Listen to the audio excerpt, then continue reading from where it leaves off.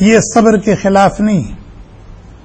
حضرت ابراہیم نبی کریم صلی اللہ علیہ وسلم کے فرزند ارجمند 2.5 سال کی عمر میں انتقال ہوا.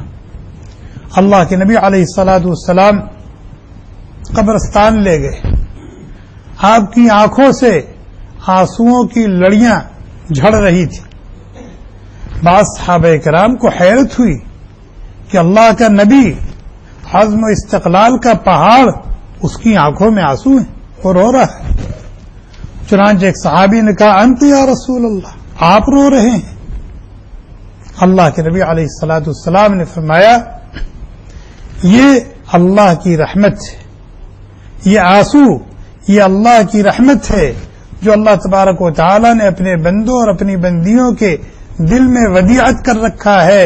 اس کے ذریعے سے اظہار محبت ہوتی ہے، اور اس سے اللہ نے نہیں منع کیا ہے، اللہ نے اس سے منع کیا ہے کہ زبان سے شکوہ شکایت کی جائے، اپنے نصیب اور اپنی قسمت کو کوسا جائے، اس سے منع کیا ہے.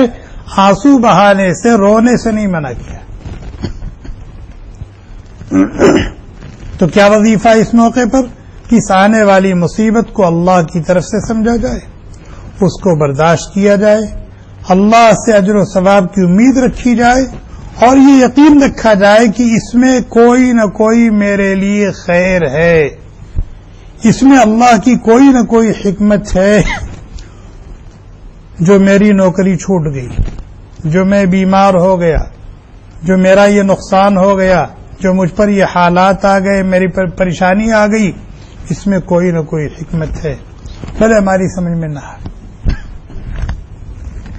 اگر ایمان ہے اور بندے کے اعمال اچھے ہیں، صاف ستھری زندگی ہے، اور یہ حالات آ رہے ہیں، تو یہ حالات اس کے درجات کو بلند کرنے کے لیے آ رہے ہیں، گناہوں سے پاک کرنے کے لیے آ رہے ہیں، اور اس کے نامہ عمل کو نیکیوں سے بھرنے کے لیے آ رہے ہیں.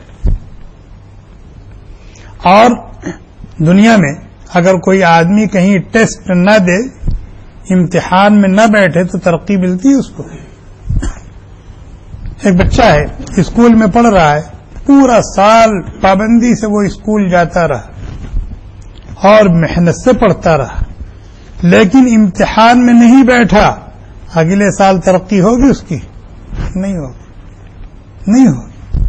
کہیں آپ کو نوکری چاہیے، آپ نے سی وی وغیرہ جمع کر دیا اور جو کارروائیاں ہیں وہ کر دیں، لیکن جب انٹرویو کا موقع آیا تو آپ غائب رہے یا آپ نے معذرت کر دی، تو کیا آپ کو نوکری مل جائے گی وہاں؟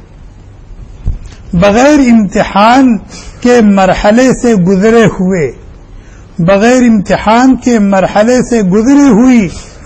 ہوئے آدمی ترقی نہیں کر سکتا، آگے نہیں بڑھ سکتا.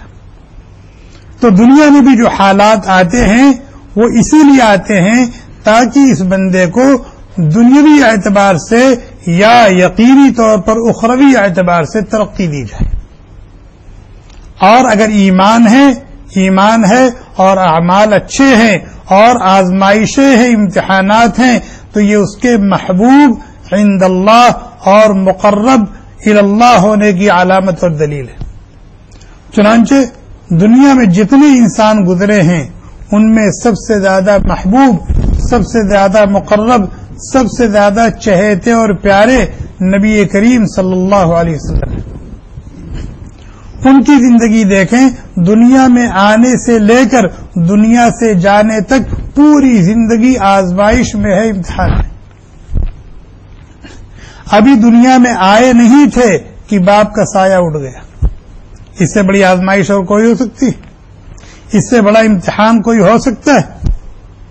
کہ ابھی دنیا میں آئے بھی نہیں تھے کہ باپ کا سایہ سر سے اڑ گیا، یتیم ہو گئے.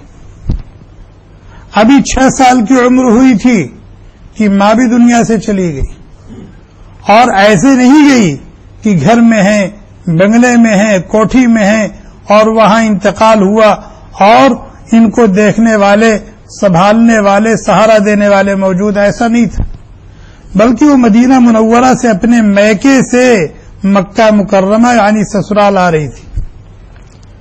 اور مکے اور مدینے کے درمیان ایک جگہ پڑتی ہے، اس کو ابوا کہا جاتا ہے۔ مقام ابوا میں پہنچی، وہیں بیمار ہوئی، وہیں انتقال ہوا سفر میں، وہیں ان کی تدفین ہوئی۔ ساتھ میں جو خادمہ تھی وہ خادمہ نبی کریم صلی اللہ علیہ وسلم کو لے کر مکہ مکرمہ آئی۔ آزمائش نہیں، امتحان نہیں۔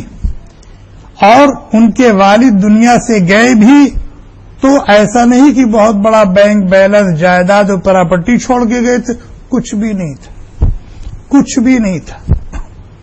اللہ تعالیٰ کہتے وَوَجَدَكَ عَائِلًا فَأَغْنَىٰ، ہم نے آپ کو نادار پایا، فقیر پایا، تنگ دست پایا، محتاج پایا۔ اور دادا کی پرورش میں آ گئے۔ ابھی 8 سال کی عمر ہوئی تھی کہ اللہ تعالیٰ نے دادا کو بھی لے لیا۔ چچا کی زیر پرورش آ گئے، ان کے 12 بچے تھے اور وہ خود انتہائی تنگ دست خستہ حال تھے۔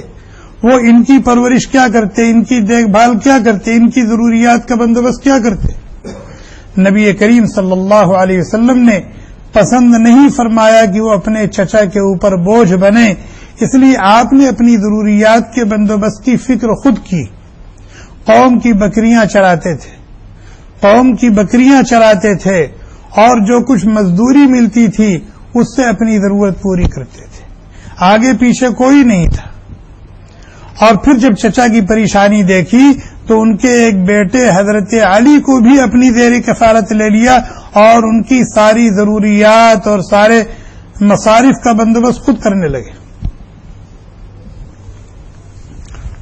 وقت گزرتا رہا، آپ کے اخلاق اور آپ کے بلند کردار کا چرچا ہوا، الصادق الامین کہے جانے لگے۔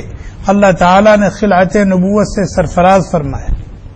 جب آپ نے اعلان کیا یا ایھا الناس قولوا لا الہ الا اللہ تفلحوا، اے لوگو مجھے اللہ نے اپنا نبی بنایا ہے اور تمہارے پاس بھیجا ہے تاکہ میں غیر اللہ کی عبادت سے تم کو ہٹاؤں اور ایک اللہ کی عبادت کی طرف لے آؤں۔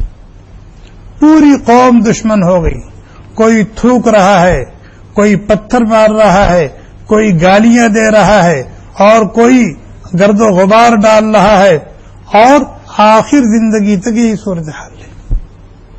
آگے پوری زندگی اسی طرح کی ہے۔ بدر میں دیکھیں، احد میں دیکھیں، طائف میں دیکھیں کیا کیا ہوا۔ تو اگر ایمان ہے اور اعمال اچھے ہیں، آزمائشیں آ رہی ہیں، حالات آ رہے ہیں، تو یہ اس کے محبوب عند اللہ ہونے کی علامت ہے، اگر صبر کر لیتا ہے۔